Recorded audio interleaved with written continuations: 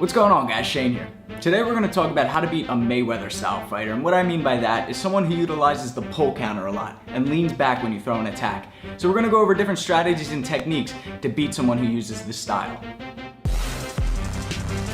Okay, before we cover ways to beat someone who uses the pull counter, let's first break it down and try to understand it. Let's talk about Floyd Mayweather's strategy. It has a very wide base. Why?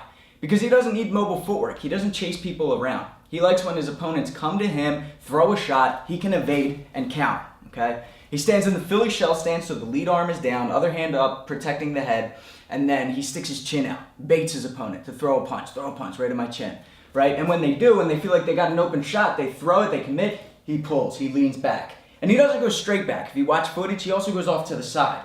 But what he does is he extends his lead arm for two reasons. One, because it's a counterweight, counterbalance. The weight of my arm is going to assist me in my movement back into my punch. But also, if I keep my hand up when I lean back, there's a possibility, let's say they throw a left hook, that they'll hit my glove. And just like on a heavy bag, it's going to assist into the next punch. Okay, so if I throw a lead hook to the heavy bag and I miss, off balance, especially if it's a powerful punch. If I hit the heavy bag, even if it's like hitting someone's arm, I'm right in position to follow up with more punches, okay? So you want them to miss completely when you do the pull counter. That's one of the reasons why you drop your arm.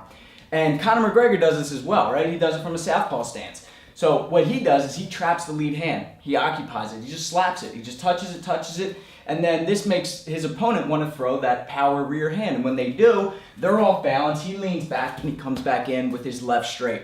So a takeaway from this is if someone pulls on you, they're most likely going to throw a rear hand straight after it. Doesn't matter if they're orthodox or southpaw, okay? Cool, so let's talk about ways to beat people like this. If we're talking about MMA or a street fight, they're sticking their chin out at me, I'm not going to go to the chin. I'm going to the body, I'm going to the legs, I'm going for a takedown, right? Someone sticks their chin out and says, hit me in the chin, I'm going to hit them anywhere but. Leg kicks, all right? Body, kick to the body. Shoot in for that double leg takedown, right? If they're doing this on you and they're leaning back, you're halfway there. All you gotta do is scoop their legs out from underneath, right? So shoot in for that double leg, right? And take them down.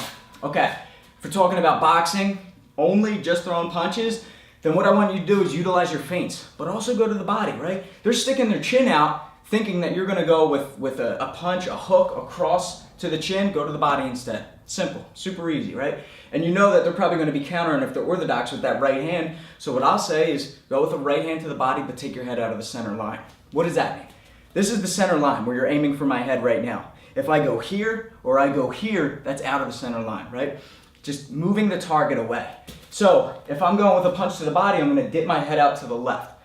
So I see them sticking their chin out, then I'm going to go, and then from there I can come back to where I was, or I can create an angle. So I can go across to the body and step out this way. Awesome.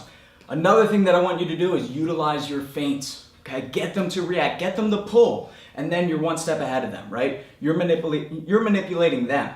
Don't play their game. Okay, so if they're sticking their chin out, you've already noticed that they like to pull, they like to lean back. Fake the jab. Super simple. When you fake, all you do is you just lift it up, you just pop it a little bit. The more advanced your opponent, the less you want your feint to be. Okay, so it's just here when they lean back, and they're probably going to come. You know, we call it riding the wave in Muay Thai. You lean back and you come crashing, right? So what we're gonna do is let them crash right into our fist. So if they're gonna come back with that right hand, then I'm gonna fake the jab, I'm gonna take my head out of the center line, I'm gonna commit to a right hand to the face. So it looks like this. Right? And if I'm facing you, it's just fake. Take my head out of the center line as I throw this right straight. I'm not gonna stop there. Why stop with two punches, especially if I landed it, right? So I can go fake, cross, lift their head up on the uppercut. This is Muay Thai, I'm finishing with a leg kick here, right? Boom. If it's boxing, I can go with any punches, right? So I go fake, cross, I can go upper, I could have left hook to the body instead. I can step in, rip to the body, I can come upper here, lift their head up for the lead hook, whatever it may be. Just remember you need to commit, you need to step in. Because if they're leaning back, you need to cover that distance. But try to time it to the point where they lean back, and as they come in for the counter, boom, that's when you catch them. That's when their knees melt. All right, guys, thanks for watching. If you have any questions about this strategy, leave it in the comment section below and I'll do my best to help you out. Be sure to subscribe so you can get the fight tips before your opponent does. Until next time, I'm Shane with Fight Tips. Self-defense for the underdog.